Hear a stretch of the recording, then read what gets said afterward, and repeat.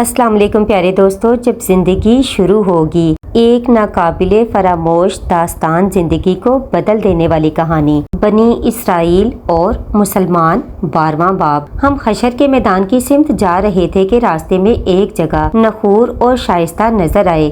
انہیں دیکھ کر میری مزاج بیدار ہو گئی۔ میں نے صالحہ سے کہا، آؤ ذرا چلتے چلتے انہیں تنگ کرتے جائیں۔ ان دونوں کا رخ جھیل کی طرف تھا، اس لیے وہ ہمیں قریب آتے ہوئے دیکھ نہیں سکے۔ میں شائستہ کی سمت سے اس کے قریب پہنچا اور زور سے کہا، اے لڑکی، چلو ہمارے ساتھ، ہم تمہیں ایک نامحرم مرد کے ساتھ گھومنے پھرنے کے جرم میں گرفتار کرتے ہیں۔ شائستہ میری بلند آواز اور سخت لہجے سے ایک دم گھبرا کر پلٹی، تاہم نخور پر میری بات کا کوئی اثر نہیں ہوا۔ انہوں نے اطمینان کے ساتھ مجھے دیکھا اور کہا، پھر تو مجھے بھی گرفتار کر لیجئے، میں بھی شریک جرم ہوں۔ یہ کہتے ہوئے انہوں نے دونوں ہاتھ آگے پھیلا دیے، پھر ہنستے ہوئے کہا، مگر مسئلہ یہ ہے کہ یہاں نہ تو جیل ہے اور نہ سزا دینے کی جگہ۔ جیل تو یہاں نہیں ہے، مگر سزا ضرور مل سکتی ہے، وہ یہ کہ مغویہ ہی کے ساتھ آپ کی شادی کرا دی جائے، ساری زندگی ایک ہی خاتون کے ساتھ رہنا، وہ بھی جنت میں بڑی سزا ہے۔ اس پر نخور نے ایک زوردار قہقہ بلند کیا۔ شائستہ، جو میرے ابتدائی حملے کے بعد سنبھل چکی تھی، ہنستے ہوئے بولی، ویسے تو آپ لوگ توحید کے بڑے قائل ہیں، مگر اس معاملے میں آپ لوگوں کی سوچ اتنی مشرکانہ کیوں ہو جاتی ہے؟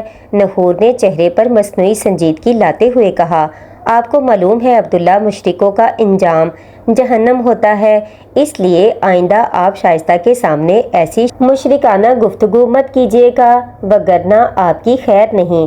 صالحہ نے اس گفتگو میں مداخلت کرتے ہوئے کہا، شائستہ، آپ اطمینان رکھیں، یہ عملاً موحد ہے، ان کی ایک ہی بیگم ہے۔ اس پر نخور مسکراتے ہوئے بولے، یہ ان کا کارنامہ نہیں، ان کے زمانے میں یہ مجبوری تھی۔ خیر چھوڑیں اسے، یہ بتائیے کہ آپ کی بیگم صاحبہ ہیں کہاں؟ میں ابھی تک سنجیدگی اختیار کرنے کے لیے تیار نہیں تھا۔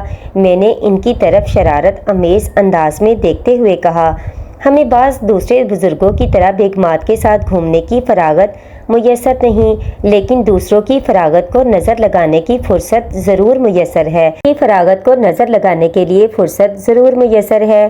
ہم خوش ہونے والے لوگ ہیں، نظر لگانے والے ہرگز نہیں۔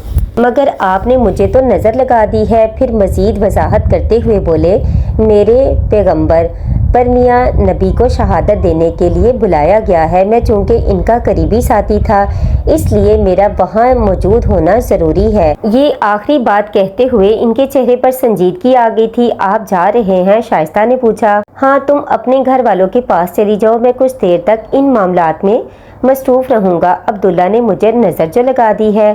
یہ کہہ کر وہ ان فرشتوں کے ساتھ روانہ ہو گئے جو انہیں لینے آئے تھے۔ انبیاء تو اپنی امتوں پر گواہی دے چکے، یہ یرمیہ نبی کی گواہی کس چیز کی ہو رہی ہے؟ میں نے صالحہ کی سمت دیکھتے ہوئے دریافت کیا، جن مجرموں نے ان کے ساتھ زیادتی کی تھی، انہیں بھی ان کے انجام تک پہنچنا ہے۔ یہ گواہی اس سلسلے کی ہے، صالحہ نے جواب دیا۔ پھر ہم دونوں بھی حشر کی طرف روانہ ہو گئے۔ عرش کے سامنے یرمیہ نبی کے زمانے کے تمام یہود جمع تھے۔ ان کا زمانہ یہود کی تاریخ کا ایک اہم ترین دور تھا۔ یہود یا بنی اسرائیل حضرت ابراہیم کے چھوٹے صاحبزادے حضرت اسحاق اور ان کے بیٹے یعقوب کی اولاد میں سے تھے۔ حضرت یعقوب، جن کا لقب اسرائیل تھا، ان کے 12 بیٹے تھے، انہی کی اولاد کو بنی اسرائیل کہا گیا۔ ان 12 بیٹوں میں سب سے نمایاں حضرت یوسف علیہ السلام تھے۔ حضرت یعقوب علیہ السلام اور ان کے 12 بیٹے فلسطین میں آباد تھے، مگر حضرت یوسف علیہ السلام کے زمانے میں یہ سب مصر منتقل ہو گئے۔ کئی صدیوں تک یہ مصر میں رہے اور ان کی تعداد لاکھوں تک پہنچ گئی۔ حضرت موسیٰ علیہ السلام کی بعثت کے وقت فرعون نے یہود کو غلام بنا رکھا تھا۔ اللہ پاک نے حضرت موسیٰ کے ذریعے ان لوگوں کو فرعون کے ظلم و ستم سے نجات عطا کی اور ان لوگوں کو ایک امت بنایا۔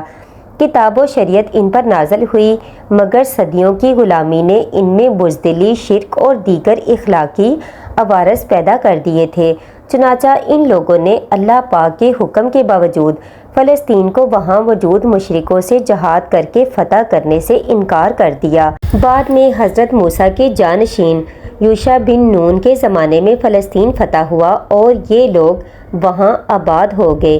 اس کے بعد حضرت داؤد علیہ السلام اور سلیمان علیہ السلام کے زمانے میں اللہ پاک نے ان کو ایک زبردست حکومت عطا کی جس کا شہرہ دنیا بھر میں تھا، مگر اس کے بعد ان میں اخلاقی زوال آیا اور ہر طرح کی اخلاقی خرابیاں اور شرک ان میں پھیل گیا۔ انہیں پیغمبروں نے بہت سمجھایا مگر یہ باز نہیں آئے، نتیجتاً ان پر محکومی مسلط کر دی گئی۔ ارد گرد کی اقوام نے ان پر پے در پے حملے کر کے ان کی سلطنت کو بہت کمزور کر دیا۔ جس وقت حضرت یرمیہ کی بعثت ہوئی، بنی اسرائیل اس دور کی عظیم سپر پاور عراق کی آشوری سلطنت اور اس کے حکمران بخت نصر کے باج گزار تھے۔ اس دور میں بنی اسرائیل کا اخلاقی زوال اپنی آخری حدوں کو چھو رہا تھا۔ ان میں شرک عام تھا، زنا معمولی بات تھی۔ اپنے ہم مذہبوں کے ساتھ یہ لوگ بدترین سلوک کرتے، ظلم و ستم کرتے، سود خوری اور غلامی کی لعنتیں عام تھی۔ ایک طرف اخلاقی پستی کا یہ عالم تھا اور دوسری طرف سیاسی امنگیں عروج پر تھی۔ ہر طرف بخت نصر کے خلاف نفرت کا طوفان اٹھایا جا رہا تھا۔ ان کے مذہبی اور سیاسی لیڈروں کی ساری توجہ اس بات کی طرف تھی کہ اس سیاسی محکومی سے نجات مل جائے۔ قوم کی اصلاح، اخلاقی تعمیر، ایمانی قوت جیسی چیزیں کہیں زیر بحث نہ تھیں۔ مذہب کے نام پر زوال کا زور تھا، ایمان و اخلاق اور عمل صالح کی کوئی وقت نہ تھی۔ ایسے میں حضرت یرمیہ اٹھے اور انہوں نے پوری قوت کے ساتھ ایمان و اخلاق کی سطح بلند کی۔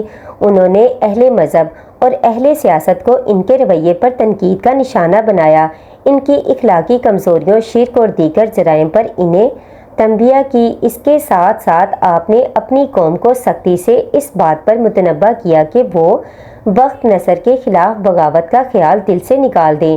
انہیں سمجھایا کہ جذبات میں آ کر انہوں نے اگر یہ حماقت کی تو بخت نصر قہر الہی بن کر ان پر نازل ہو جائے گا، مگر ان کی قوم باز نہ آئی۔ اس نے انہیں کنویں میں الٹا لٹکا دیا اور پھر جیل میں ڈال دیا۔ اس کے ساتھ انہوں نے بخت نصر کے خلاف بغاوت کی جس کے نتیجے میں بخت نصر نے حملہ کیا، 6 لاکھ یہودیوں کو اس نے قتل کیا اور 6 لاکھ کو غلام بنا کر ساتھ لے گیا۔ یروشلم کی اینٹ سے اینٹ بجا دی گئی، پورا شہر خاک و خون میں بدل گیا۔ قرآن پاک نے اس واقعے کو بیان کیا اور یہ بتایا کہ حملہ آور لوگ دراصل قہر الہی تھے کیونکہ بنی اسرائیل نے زمین پر فساد مچا رکھا تھا۔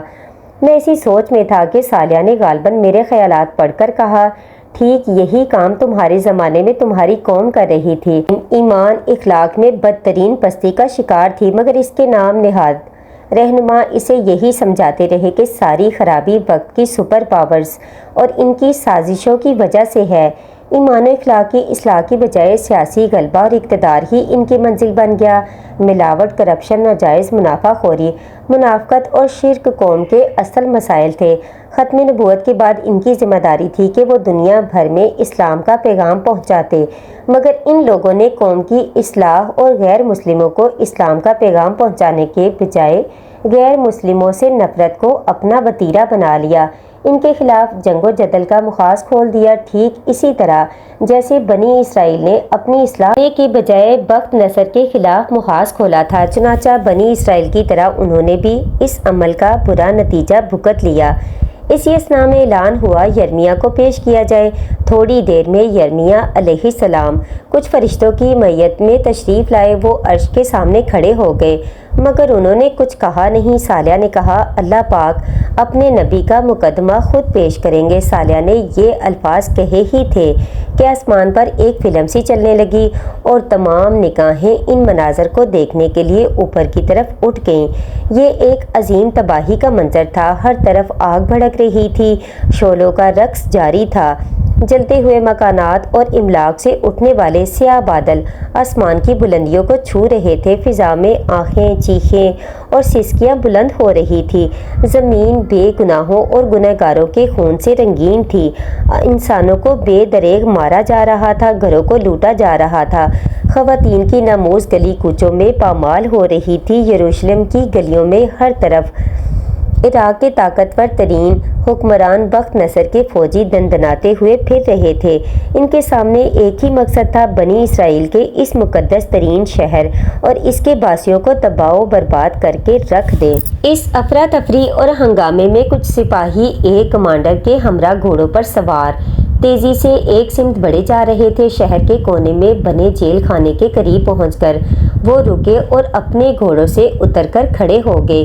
ان کا کمانڈر آگے بڑھا اور جیل خانے میں موجود قیدیوں کی سمت دیکھتے ہوئے پکارا، تم یرمیہ کون ہے؟ اس کی بات کا کوئی جواب نہیں آیا، لیکن تمام قیدیوں کی نظریں ایک پنجرے کی طرف اٹھ گئیں جہاں ایک قیدی کو پنجرے کے اندر انتہائی بے رحمی سے رسیوں سے جکڑ کر رکھا گیا تھا۔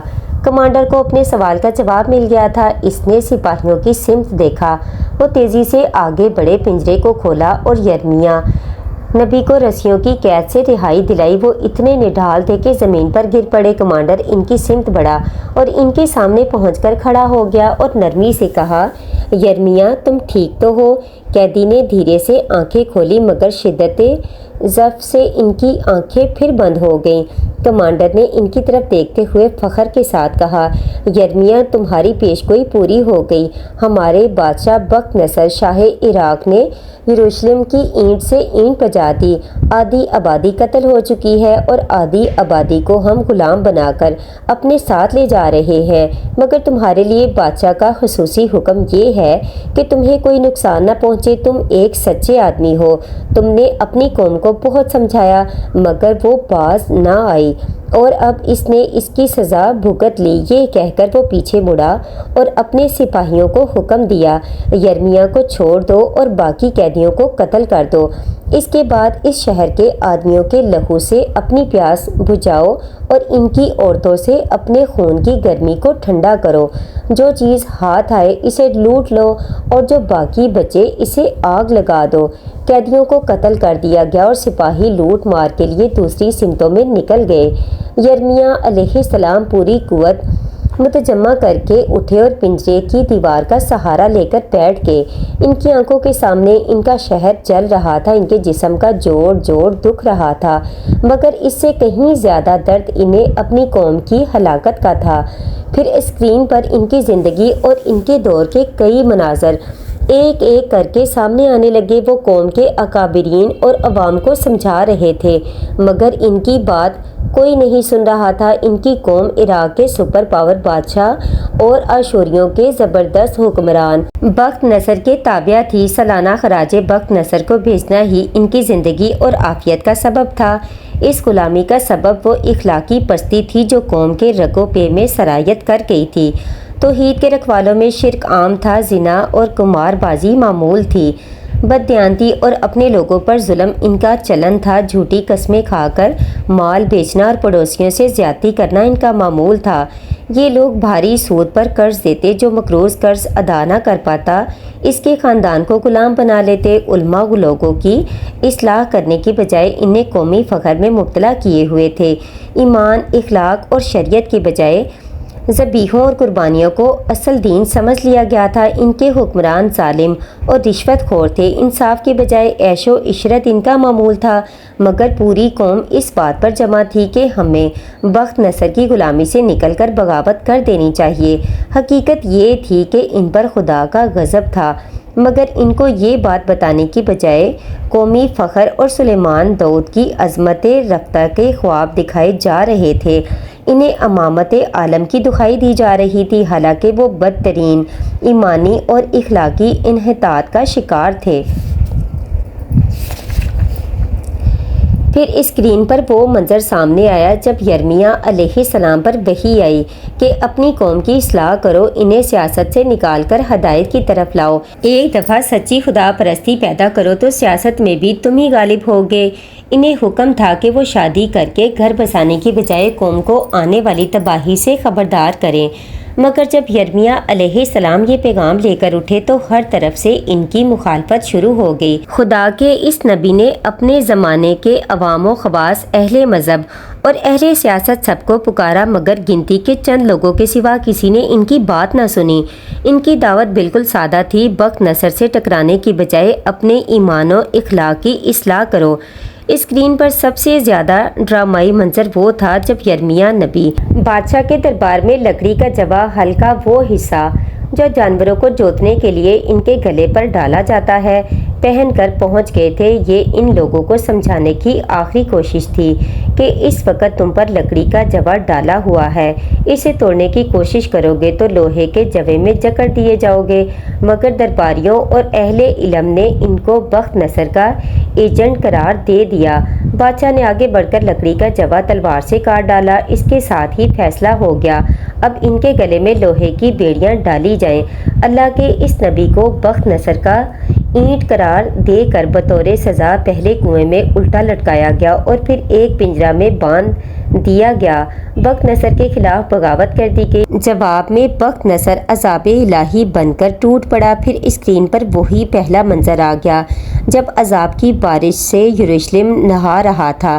یرمیاہ علیہ السلام نے آنکھیں کھول کر ارد گرد پڑی بے گور و کفن لاشوں اور چاروں طرف رقصاں تباہی کے مناظر پر ایک نظر ڈالی اور بلند آواز سے کہا، میں نے تم لوگوں کو کتنا سمجھایا مگر تم نے سیاسی شعبدہ بازوں اور متعصب جاہل مذہبی لیڈروں کی پیروی کو پسند کیا۔ تم حق و باطل کے معاملے میں غیر جانبدار رہے، تم معاشرے کے خیر و شر اور خدائی احکام سے بے نیاز ہو کر زندگی گزارتے رہے۔ آخر کار اس کی سزا سامنے آ گئی۔ پھر یرمیاہ نے آسمان کی طرف نظر اٹھائی اور دھیرے سے بولے، عدل کامل کا دن آئے گا، ضرور آئے گا، مگر کچھ انتظار کے بعد۔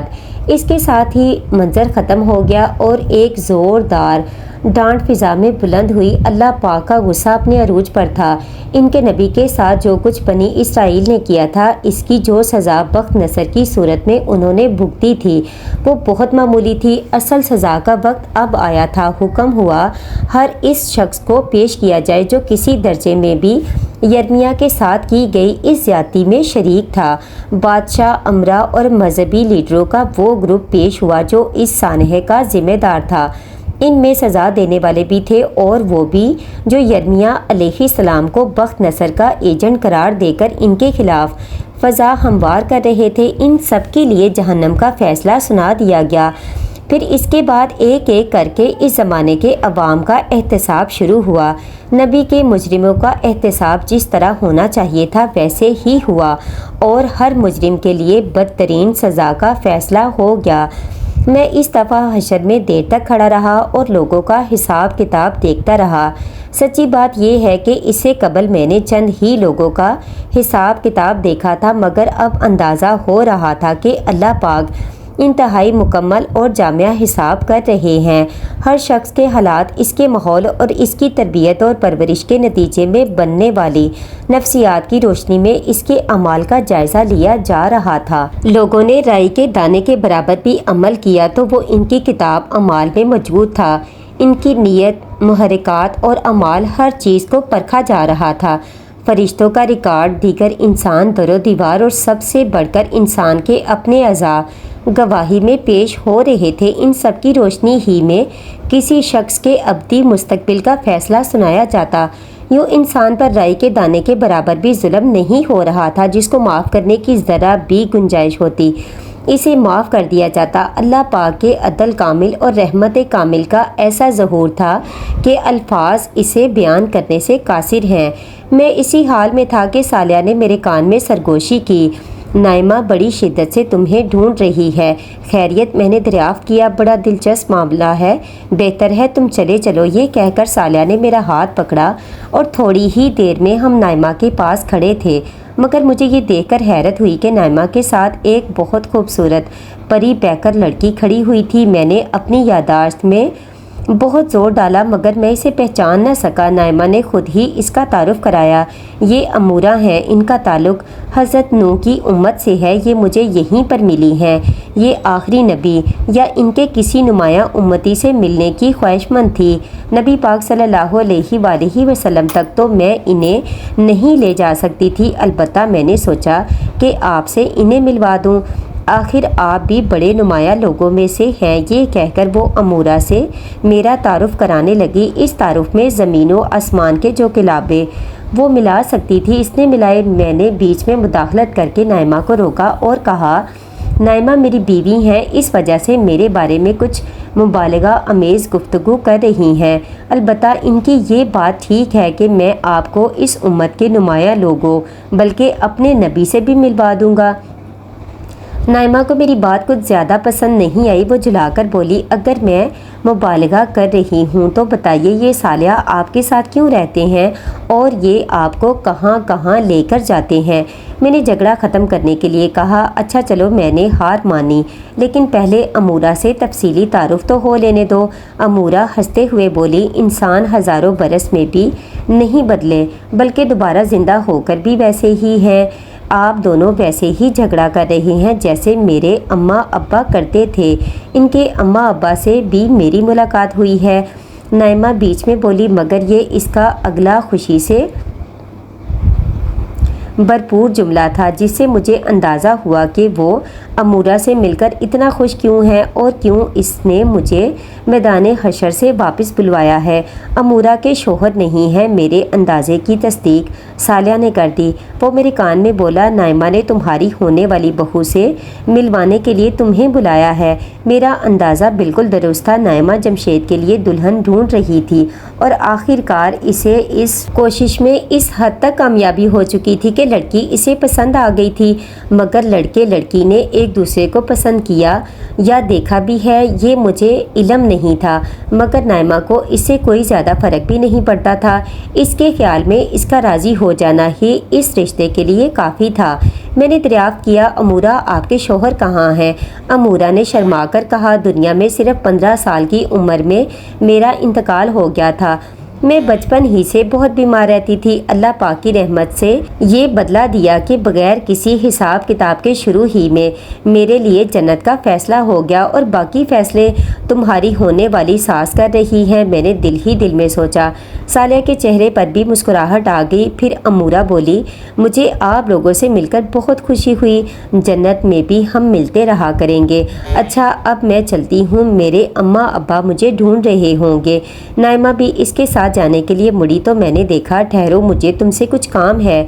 نائمہ نے امورہ سے کہا، تم وہیں رکو جہاں ہم ملے تھے، میں ابھی آتی ہوں۔ میں نے مذاق میں نائمہ سے کہا، امورہ سے اس کا موبائل نمبر لے لو، اس رش میں کہاں ڈھونڈتی پھرو گی اسے؟ یہ موبائل کیا ہوتا ہے؟ امورہ نے قدرے حیرانی سے پوچھا۔ یہ ایک ایسی بلا کا نام ہے جس کے بعد تم نائمہ سے بچ نہیں سکتی، میں نے جواب دیا۔ صالح نے بیچ میں دخل دیتے ہوئے کہا، میرا خیال ہے کہ امورہ اپنی منزل تک پہنچ نہیں سکے گی، میں اسے پہنچا کر آتا ہوں۔ امورہ اور صالح کے جانے کے بعد میں نائمہ کو لے کر حوض کے کنارے ایک جگہ بیٹھ گیا۔ میں نے اسے کہا، تمہیں معلوم ہے تم کیا کر رہی ہو؟ ہاں، میں نے جمشید کے لیے امورہ کو پسند کیا ہے، مجھے معلوم ہے، مگر تمہیں معلوم ہے کہ تمہاری پسند سے کچھ نہیں ہوگا۔ مجھے معلوم ہے، مگر پچھلی دنیا میں ہما کے تجربے کے بعد اب جمشید میرے سامنے کچھ نہیں بول سکتا اور امورہ کے والدین سے میں بات کر چکی ہوں، یعنی متعلقہ فریقوں لڑکا اور لڑکی دونوں کے علم میں یہ بات نہیں، نہ ان کی مرضی لی گئی اور سب کچھ تم نے طے کر دیا۔ نائمہ یہ دنیا نہیں ہے، یہاں ہم ماں باپ بس رسمی حیثیت رکھتے ہیں، یہاں وہی ہوگا جو ان لوگوں کی مرضی ہوگی، اس لیے اپنے دل میں کوئی امید باندھنے سے پہلے ان دونوں سے پوچھ لو، اور اگر انہوں نے انکار کر دیا تو اور بہت لڑکیاں ہیں، آج کسی چیز کی کمی نہیں، تم اس معاملے میں بے فکر ہو جاؤ۔ نائمہ خاموش ہو گئی، مگر اس کا ذہن ابھی تک اپنی بہو میں الجھا ہوا تھا۔ میں نے اسے دیکھتے ہوئے کہا، نائمہ ہمیں پہلی دفعہ یہاں تنہائی میسر آئی ہے، تم کچھ دیر کے لیے اپنی مادرانہ شفقت کو کونے میں رکھ دو اور یہ دیکھو کہ یہاں کتنا اچھا ماحول ہے۔ پھر میں نے اس سے کہا، تمہیں یاد ہے نائمہ، ہم نے کتنے مشکل وقت ساتھ ساتھ دیکھے تھے، خدا کا پیغام اس کے بندوں تک پہنچانے کے لیے میں نے اپنی زندگی لگا دی، اپنا کیریئر، اپنی جوانی، اپنا ہر سانس اسی کام کے لیے وقف کر دیا، مگر دیکھو نائمہ، میں نے جو سودا کیا تھا اس میں کوئی خسارہ نہیں ہوا۔ میں تم سے دنیا میں کہا کرتا تھا نا کہ جو خدا کے ساتھ سودا کرتا ہے وہ کبھی گھاٹا نہیں کھاتا، دیکھو ہم خسارے سے بچ گئے۔ کتنی شاندار کامیابی ہمیں نصیب ہوئی ہے، ہم جیت گئے نائمہ، ہم جیت گئے۔ اب زندگی ہے موت ختم، اب جوانی ہے بڑھاپا ختم، اب صحت ہے بیماری ختم، اب امیری ہے غربت ختم، اب ہمیشہ رہنے والی خوشیاں ہیں اور سارے دکھ ختم۔ مجھے تو اب کوئی دکھ یاد بھی نہیں آ رہا۔ ہاں، آج کسی جنتی کو نہ دنیا کا کوئی دکھ یاد ہے، نہ کسی جہنمی کو دنیا کا کوئی سکھ یاد ہے۔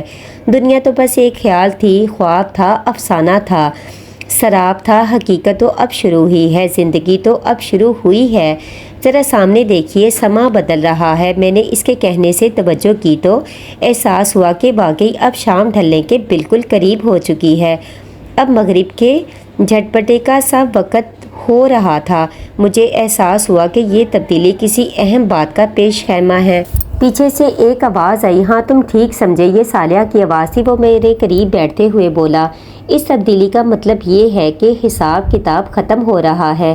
تمام لوگوں کا حساب کتاب ہو چکا ہے۔ پہلے یہ بتاؤ، تم امورہ کو چھوڑ کر کہاں رہ گئے تھے؟ تم نہ پانی پینے جا سکتے ہو، نہ بیت الخلاء جانا تمہارے لیے ممکن ہے، پھر تم تھے کہاں؟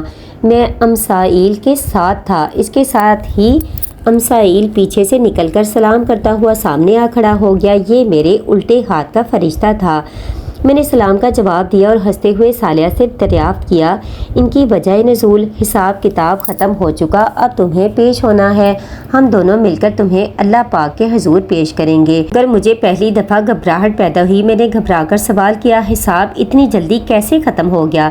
میں تمہیں پہلے بتا چکا ہوں کہ یہاں وقت بہت تیزی سے گزر رہا ہے اور حشر میں وقت بہت آہستہ، اس لیے جتنا عرصہ تم یہاں رہے ہو اتنے عرصے میں وہاں حساب کتاب ختم ہو چکا۔ وہاں میرے پیچھے کیا ہوا تھا تمام امتوں کا؟ جب عمومی حساب کتاب ہو گیا تو میدان حشر میں صرف وہ لوگ رہ گئے جو ایمان والے تھے، مگر ان کے گناہوں کی کثرت کی بنا پر انہیں روک لیا گیا تھا۔ آخر کار حضور کی درخواست پر ان کا بھی حساب ہو گیا۔ اب آخر میں سارے انبیاء اور شہداء پیش ہوں گے۔ کیا شہید وہ لوگ ہیں جو اللہ پاک کی راہ میں قتل ہوئے؟ نائمہ نے صالحہ سے سوال کیا۔ نہیں، یہ وہ شہداء نہیں، وہ بھی بڑے اعلیٰ اجر کے حقدار ہوئے ہیں، مگر یہ شہداء حق کی گواہی دینے والے لوگ ہیں، یعنی انہوں نے انسانیت پر اللہ کے دین کی گواہی کے لیے اپنی زندگی وقف کر دی تھی۔ یہی وہ لوگ ہیں جنہوں نے انبیاء کے بعد ان کی دعوت کو آگے پہنچایا۔ کیا ان کا بھی حساب ہوگا؟ میں نے سوال کیا، کیونکہ مجھ پر حساب کے تصور سے گھبراہٹ طاری تھی۔ نہیں، بس بارگاہ ربوبیت میں ان کی پیشی ہوگی اور ان کی نجات کا اعلان ہوگا۔ لیکن اللہ تعالیٰ رب العالمین اور مالک کل ہیں، وہ جب چاہیں جس کا چاہیں حساب کر سکتے ہیں، کوئی بھی ان کو روک نہیں سکتا۔ میرے منہ سے نکلا، رب اغفر ورحم۔ میں خدا کے اختیار کا بیان کر رہا ہوں، یہ نہیں کہہ رہا کہ اللہ پاک یہ کریں گے۔